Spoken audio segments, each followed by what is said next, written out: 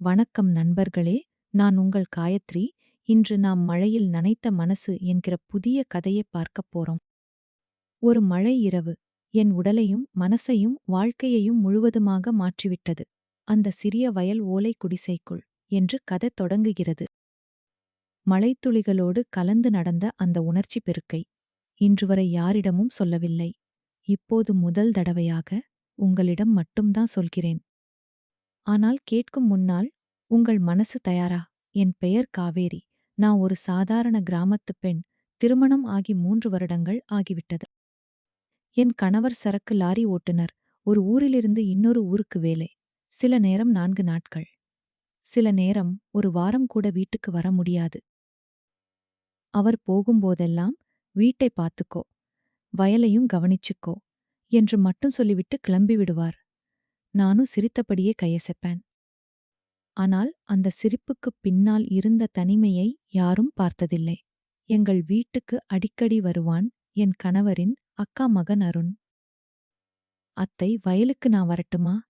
மாடுகளுக்கு தீவனம் போட்டுட்டு வரட்டுமா? இந்த மூட்டை நான் தூக்குறேன். அவன் பேசும் ஒவ்வொரு வார்த்தையிலும் மரியாதைதான் இருந்தது. அதனால்தான் அவன் வருவது எனக்கு ஒரு உதவியாகத்தான் தோன்றியது. ஒரு நாள் காலையில், இன்னைக்கு மழை வர வாய்ப்பு இருக்கு. நெல்லை இப்பவே எடுத்துடலாம் என்றான். நாங்கள் இருவரும் வயலுக்குப் போனோம். வானம் மெதுவாக கருமையாக மாறியது. காற்று பலமாக வீச ஆரம்பித்தது. அத்தை, சீக்கிரம் வாங்க என்று அவன் சொன்ன அதே நொடியில் முதல் மழைத்துளி என் கையில் விழுந்தது. அடுத்த சில வினாடிகளில் வானமே உடைந்து விழுந்தது போல மழை கொட்ட ஆரம்பித்தது. வயலின் நடுவே நானும் அருணும் மட்டும்தான் இருந்தோம். அந்த மழையிலிருந்து தப்பிக்க நாங்கள் ஓடிய அந்த சிறிய ஓலைக் குடிசை என் வாழ்க்கையின் மிகப்பெரிய ரகசியத்துக்கு சாட்சியாக மாறும் என்று அப்போது எங்களில் யாருக்கும் தெரியவில்லை. ஓலை குடிசைக்குள் நுழைந்ததும் மழையின் சத்தம் கொஞ்சம் குறைந்தது. ஆனால் என் நெஞ்சுக்குள் பெரிய புயல் கிளம்பியிருந்தது. நான் முழுக்க நனைந்து போயிருந்தேன். என் புடவை உடம்போடு ஒட்டிக்கொண்டு குளிரில் என் உடல் முழுவதும் வெடவெடத்தது. கைகளால் மார்பை மறைக்க முயன்றேன். ஆனால் என் கைகள் நடுங்கின. அருணு அதே நிலையில் இருந்தான். அவன் சட்டை உடம்போடு ஒட்டி, அவன் இளமையான தோள்களும் மார்பும் தெளிவாக தெரிந்தது. மழைத்தண்ணீர் அவன் முகத்தில் வழிந்து கொண்டிருந்தது. அவன் குரல் சற்று தடித்திருந்தது. அத்தை, உங்களுக்கு ரொம்ப குளிர் அடிக்குதா என்றான். நான் தலையை மட்டும் ஆட்டினேன். பேச முடியவில்லை. குடிசைக்குள் இடம் மிகவும் குறைவு. நாங்கள் இருவரும் மிக நெருக்கமாக நிற்க வேண்டியிருந்தது. எங்கள் தோள்கள் தொடும் அளவுக்கு. மின்னல் அடிக்கும் போதெல்லாம் அவன் கண்கள் என்னை வேறு விதமாக பார்ப்பது தெரிந்தது. அந்த பார்வையில் மரியாதை மட்டும் இல்லை, ஆழமான ஏதோ ஒன்று இருந்தது. அருண் தன் சட்டையைக் களைந்து என்னிடம் நீட்டினான். அத்தை, இதை போர்த்திக்கோங்க. நான் மறுக்க முயன்றேன். ஆனால் அவன் கையில் இருந்து சட்டையை வாங்கி மேல் போர்த்திக் கொண்டேன். அந்த சட்டையில் அவன் உடல் வாசனை இருந்தது. அது என்னை மிகவும் குழப்பியது. நாங்க அமைதியாக உட்கார்ந்தோம். எங்கள் தோள்கள் ஒன்றோடு ஒன்று தொட்டபடி இருந்தன. அந்த சிறிய தொடுதலில் என் உடல் முழுவதும் மின்சாரம் பாய்ந்தது போல இருந்தது. அத்தை, நீங்க ரொம்ப அழகா இருக்கீங்க என்றான் திடீரென. என் முகம் சிவந்து போனது. அவன் கண்களை நேருக்கு நேர் சந்திக்க முடியவில்லை. ஆனால் எனக்குள்ளும் ஏதோ ஒன்று அசைந்தது. மழை இன்னும் பலமாக கொட்டியது. குடிசைக்குள் இருள் அதிகமானது. அருண் மெதுவாக தன் கையை என் தோளில் வைத்தான். குளிர் அதிகமாயிருந்தா சொல்லுங்க அத்தை. அவன் கை வெப்பம் என் உடல் முழுவதும் பரவியது. நான் அந்த கையை தட்டிவிட வேண்டும் என்று நினைத்தேன். ஆனால் என்னால் முடியவில்லை. என் மனசுக்குள் பெரிய போராட்டம் நடந்தது. ஒரு பக்கம், இது தப்பு, இவன் உன் கணவரின் அக்கா பையன் என்று கத்தியது. இன்னொரு பக்கம், நீண்ட நாட்களாக தனிமையில் இருந்த என் உடல் அந்த இளம் வெப்பத்தை ஏங்கியது. அவன் கை என் தோளில் இருந்து மெதுவாக நகர்ந்தது. நான் நடுங்கினேன். அருண், இது சரியில்லை என்று மெல்லிய குரலில் சொன்னேன். ஆனா என் குரலில் உறுதி இல்லை. அத்தை, நான் உங்களை ரொம்ப நாளா நினைச்சிட்டு இருக்கேன். அண்ணன் ஊர்ல இல்லாத போதெல்லாம் உங்களை பார்க்கத்தான் வர்றேன் என்றான் அவன். அவன் வார்த்தைகள் என் மனசை உலுக்கின. மின்னல் ஒன்று அடிச்சது. அந்த வெளிச்சத்தில் அவன் முகன், அவன் உதடுகள், அவன் கண்களில் தெரிந்த தாகம் எல்லாம் என்னை உள்ளே இழுத்தன. அவன் என் கையை மெதுவாக பிடித்தான். அவன் உள்ளங்கை ரொம்ப வெதுவெதுப்பாய் இருந்தது. அத்தை, ஒரு தடவை மட்டும் என்று கெஞ்சினான். என் கண்களில் கண்ணீர் துளித்தது. ஆனால் என் உடல் அவனை நோக்கி சாய்ந்தது. அவன் முகம் என் முகத்துக்கு ரொம்ப நெருக்கமாக வந்தது. அவன் சூடான சுவாசம் என் உதடுகளைத் தொடும் அளவுக்கு வந்தது. என் இதயம் படபடத்தது. அவன் உதடுகள் மெதுவாக என் நெற்றியில் பட்டன. பிறகு கன்னத்தில் ஒரு மெல்லிய முத்தம். நான் கண்களை இறுக மூடிக்கொண்டேன். அந்த ஒரு நொடியில் என் உடல் முழுவதும் புதிய உணர்ச்சியால் நிறைந்தது. என் கணவருக்கு துரோகம் செய்கிறேன் என்பது தெரிந்தும். அந்த தவறான உணர்ச்சி எனக்கு ஆழமான இனிப்பை கொடுத்தது. மழை தொடர்ந்து கொட்டிக் கொண்டிருந்தது. எங்கள் ரகசியத்தை மறைக்கும் விதமாக. அவன் உதடுகள் என் கன்னத்தை விட்டு மெதுவாக மேலேறின. என் உடல் தானாக அவனை நோக்கி சாய்ந்தது. நான் ஒரு நொடி தயங்கினேன். ஆனால் என்னால் அந்த இழுப்பை தடுக்க முடியவில்லை. அவன் முகம் என் முகத்துக்கு மிக நெருக்கமாக வந்தது. அவன் சூடான சுவாசம் என் உதடுகளைத் தொடும் அளவுக்கு இருந்தது. என் இதயம் படபடத்துக் கொண்டிருந்தது. மெல்ல அவன் என் உதடுகளில் ஒரு மென்மையான முத்தம் பதித்தான். அந்த ஒரு நொடியில் என் உலகமே நின்று போனது. அவன் உதடுகளின் வெதுவெதுப்பு என்னை உள்ளுக்குள் நடுங்க வைத்தது. வெளியே மழை பலமா கொட்டிக் கொண்டிருந்தது.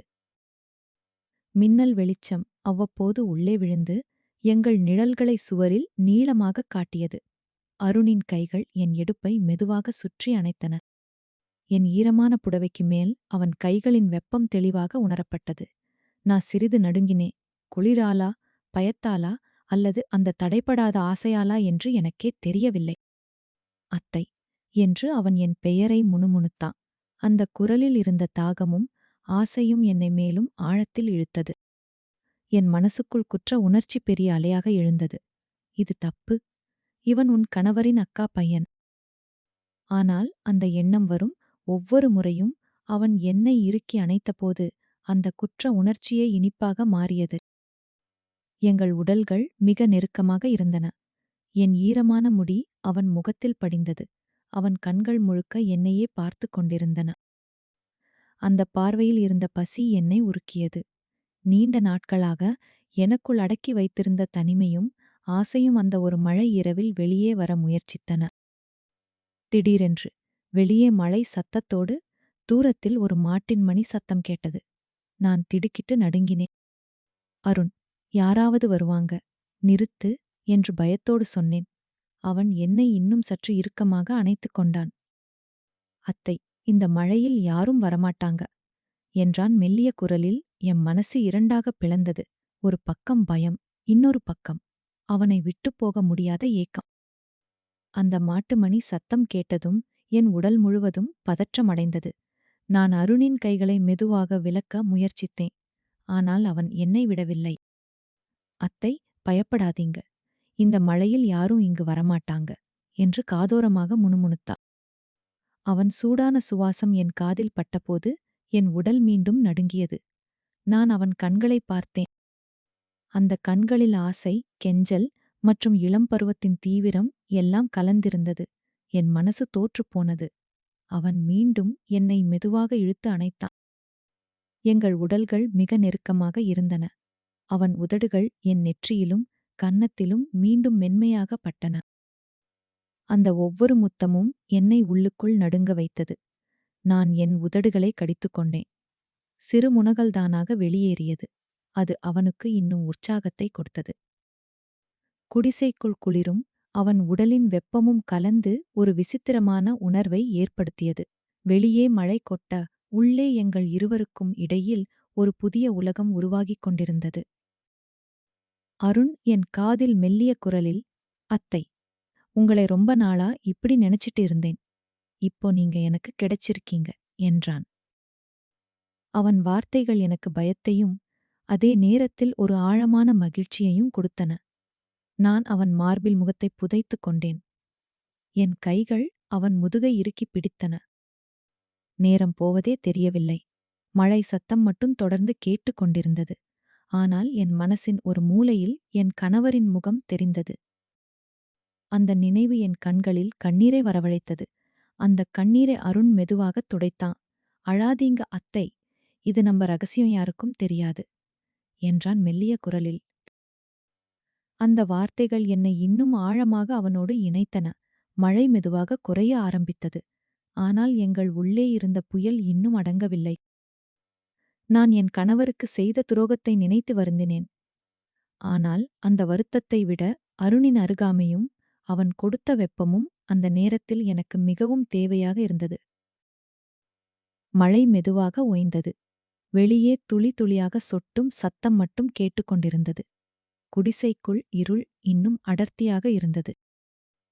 நான் அருணின் மார்பில் சாய்ந்தபடி அமைதியாக இருந்தேன். என் உடல் இன்னும் லேசாக நடுங்கிக் கொண்டிருந்தது. அவன் என் தலையை மெதுவாக வருடினான். அந்த தொடுதல் இப்போது மிக மென்மையாகவும் ஆறுதலாகவும் இருந்தது. அத்தை, நான் உங்களை காயப்படுத்திட்டேனா என்று கேட்டான். அவன் குரலில் குற்ற உணர்ச்சி தெரிந்தது. நான் பதில் சொல்லவில்லை. என் கண்களில் இருந்து கண்ணீர் தானாக வழிந்தது.